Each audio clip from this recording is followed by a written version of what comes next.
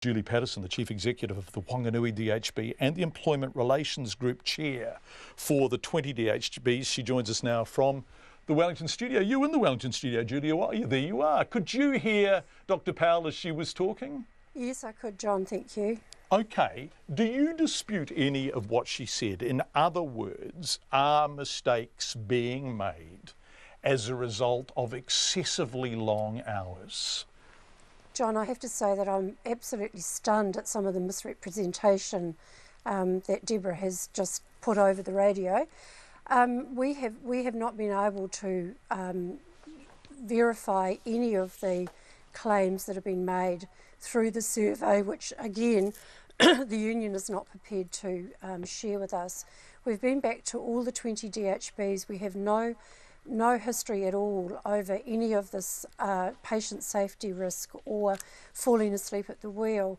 Now, the RMOs are very responsible, valued members of our staff, and we trust, these are intelligent young people, we trust that if these things were going on, they would have reported them through the appropriate channels. So we're a bit mystified by these claims. Well, they would say the appropriate channels were the union. And they would say that the risk they run of reporting them is a punitive response, discipline, isolation, individual action, and they actually want to address the issue as a collective. That's precisely what they've been doing for 10 months now, isn't it? John, the DHBs have very sophisticated patient safety and reporting systems across all 20 DHBs, and staff report when incidents and things go wrong all of the time, you know, so. And I don't think that that members of staff from all the different disciplines would say that there's punitive action when people report in good faith things that have gone wrong. These are very human businesses, so things do go wrong and they do get reported, and the DHBs act on them. Okay, now, yes, okay. So if you've been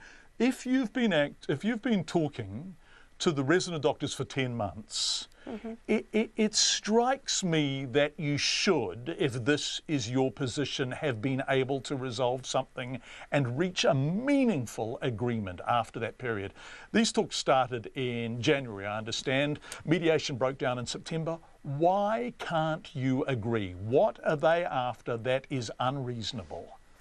Okay, so first of all, John, we've got $60 million that we've put on the table over the 3 years, so a significant amount of extra taxpayers' investment going into this very valuable workforce. Secondly, we have moved considerably in terms of these rosters that the union is concerned about. There was 180 rosters identified as being a problem, 140, and we've already moved on 80 of those, and we've made a commitment to move on the rest. We have already committed to reducing the number of nights worked in a row, and we have committed to working through the rest of the rosters in a reasonable manner. Okay, can I speak to the specific point of nights from 7 to 4, is that correct, in a row? 7 to a maximum of 5 in a row, John. Okay, but the implementation is over 2 years, right? Well, I think that's a little bit misleading. I mean, many of the DHBs, my own included, have already made this change. So I'm not quite sure where Deborah's got this 2 years from. So are you saying that the resident doctors have no case at all? No, look, we should all be concerned about staff safety all of the time. I mean, it is as important as patient safety to us as DHBs.